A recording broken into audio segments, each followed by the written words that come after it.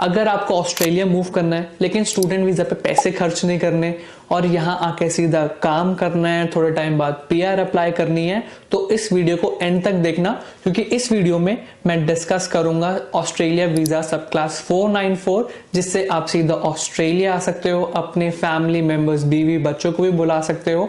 तो इस वीडियो को लाइक कर देना, कुछ डाउट हो तो कॉमेंट करना, मैं हेल्प करता हूँ। सो शुरू करते हैं। हेलो एवरीवन, मैं Daksh Sharma, qualified education agent counsellor from your migration partner. शुरू से शुरू करते हैं। तो सब क्लास 494 है क्या? तो सब class 494 is skilled employer sponsored regional visa. इसके अंदर कोई अप्रूव्ड स्पॉन्सर इन रीजनल ऑस्ट्रेलिया आपको स्पॉन्सर करेगा यहां पर आके काम करने के लिए। अब मैं जब रीजनल ऑस्ट्रेलिया बोलता हूं, इसका मतलब कि मेलबर्न, सिडनी, इन सब से दूर, इन शहर से दूर रह के आपको काम करना है। बट कुछ लोगों को लगता है कि गांव में रहना पड़ेगा, वहां पे बिजली नहीं होगी, ढंग से खाना पीना नहीं होगा। बट ऐसा नहीं होता। यहाँ के रीजनल ऑस्ट्रेलिया भी बहुत डेवलप्ड होते हैं, जैसे पर्थ, एडिलेड, होबार्ट, ये सब रीजनल में कंसिडर होते हैं, बट ये बहुत वेल डेवलप्ड होते हैं। तो वैसे ही आपको इन एरियाज में जाके काम करना है और फिर उसके बाद आप जब एलिजिबल होगे तो आप पीआर अप्लाई कर सकते हो। तो अब इस बात करते हैं कि आप एलिजिबल होगे कैसे, रिक्वायरमेंट्स क्या है। तो डिस्कस करते हैं क्या एलिजिबिलिटी रिक्वायरमेंट है इस वीजा के लिए। First is employer nomination. जैसे मैंने बताया, आपको कोई अप्रूव्ड स्पॉन्सर रीजनल ऑस्ट्रेलिया के अंदर स्पॉन्सर करेगा जिससे आप यहां पर आके काम कर सकते हो। दूसरी चीज स्किल असेसमेंट। सो आपके पास पॉजिटिव स्किल असेसमेंट होनी चाहिए। अब स्किल असेसमेंट होती क्या है? तो हर ऑक्यूपेशन में ऑस्ट्रेलिया के अंदर एक असेसिंग बॉडी होती है जो आपकी क्वालिफिकेशन, आपका एक्सपीरियंस चेक करेगी कि ये ऑस्ट्रेलिया स्टैंडर्ड्स के अकॉर्डिंग है कि नहीं। अगर है तो वो आपको पॉजिटिव स्किल असेसमेंट का सर्टिफिकेट इशू करती है। Third is English language score. तो इस वीजा के लिए आपको सिर्फ कॉम्पिटेंट इंग्लिश स्कोर चाहिए, जो कि अराउंड आइल्स में 6 ईच है एंड पीटीई के अंदर ओवरऑल 50 है। Fourth is health checkup. तो बेसिकली आपका health and character as in कोई पुलिस क्रिमिनल रिकॉर्ड नहीं होना चाहिए। Fifth is must be under 45 years of age. तो आपकी उम्र 45 से नीचे तक ही होनी चाहिए। लेकिन अगर आप यूनिवर्सिटी लेक्चरर है, साइंटिस्ट है या कोई मेडिकल फील्ड से है, तो चांसेस है कि आपके ये एज लिमिट भी एग्जेम्प्ट हो जाएगी। Now let's talk about required documents. कौन कौन से डॉक्यूमेंट्स चाहिए होंगे इस वीजा के लिए? तो पहला is ID document. For sure आपको अपना पासपोर्ट दिखाना होगा and national ID card, for example Aadhaar card, PAN card अगर आप इंडिया से है तो।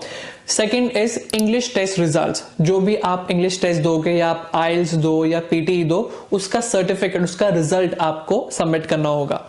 Third is positive skill assessment. जैसे मैंने बताया, ऑस्ट्रेलिया में बहुत सारी असेसिंग बॉडी है अकॉर्डिंग टू योर ऑक्यूपेशन।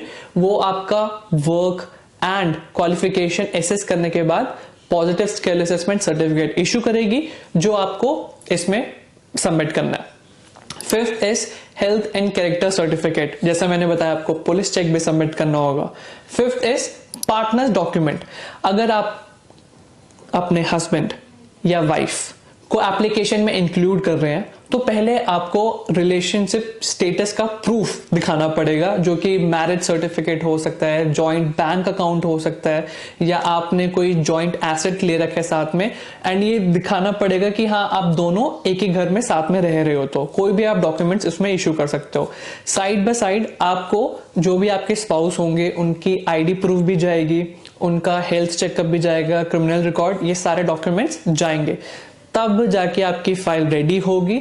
आप फिर उसके बाद इन्हीं अकाउंट में जाके अप्लाई कर सकते हो। और अगेन, अगर आपको हेल्प चाहिए होगी तो आप इसमें कमेंट करो नीचे, या फिर आप किसी भी एक रजिस्टर्ड माइग्रेशन एजेंट को अप्रोच कर सकते हो। जाने से पहले मैं कुछ बातें आपको जरूर बताना चाहूंगा, प्लीज इसको ध्यान से सुनना।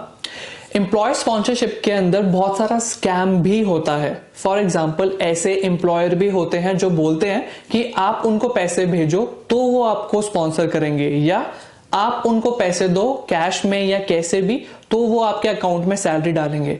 ये सीधा सीधा स्कैम है, तो प्लीज इस चक्कर में मत पड़ना।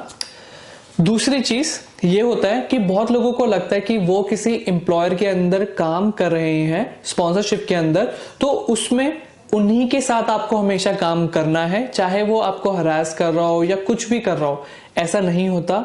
आपके वर्क प्लेस राइट्स होते हैं, आपका हक होता है कि आप जाके कंप्लेंट कर सकते हो और अपना एम्प्लॉयर भी चेंज कर सकते हो। गवर्नमेंट आपको कुछ टाइम ड्यूरेशन देती है चेंज करने के लिए, तो प्लीज उस राइट का इस्तेमाल करना। एंड ऐसा नहीं होगा कि आपका वीजा इशू होगा, ऐसा कुछ भी नहीं होगा। As an employee have so many workplace rights. तो बस मैं यही टिप देना चाहूंगा। और अगेन, अगर आपके पास कोई भी क्वेश्चन हो तो कमेंट करो, मैं हूं। एंड अच्छा लगा हो तो उसको लाइक कर देना, सब्सक्राइब कर देना। Thank you so much for watching this video and I will see you guys next time. See या।